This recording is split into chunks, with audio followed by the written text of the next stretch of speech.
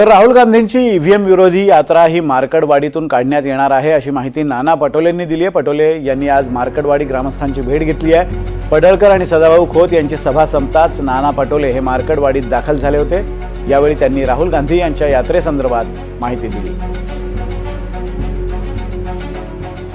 आणि राहुलजींचं स्वतःचं मत असं आहे की आता जसं एक मिठाचा सत्याग्रह महात्मा गांधींनी केला होता आणि तिथूनच खऱ्या अर्थानं देशाच्या स्वातंत्र्याची लढाई सुरू झाली होती, तशीच आता लोकशाही टिकवण्यासाठी मताचा अधिकार हा आता पूर्ण देशाच्या लोकांचा हा बॅलेटनी व्हावा अशा पद्धतीची भूमिका राहुलजींची पण आहे।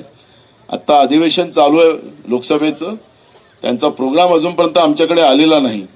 आल्यानंतर आम्ही तातडीनं त्या पद्धतीचा प्रोग्राम घेऊ आणि वेळ आलं तर ही चळवळ आपल्या राहुलजींचं जसं भारत जोडो यात्रा कन्याकुमारी ते काश्मीर जी सुरू झाली होती, तशीच ही यात्रा आपल्या मार्कडवाडीतूनच सुरू होईल असं मला वाटतं।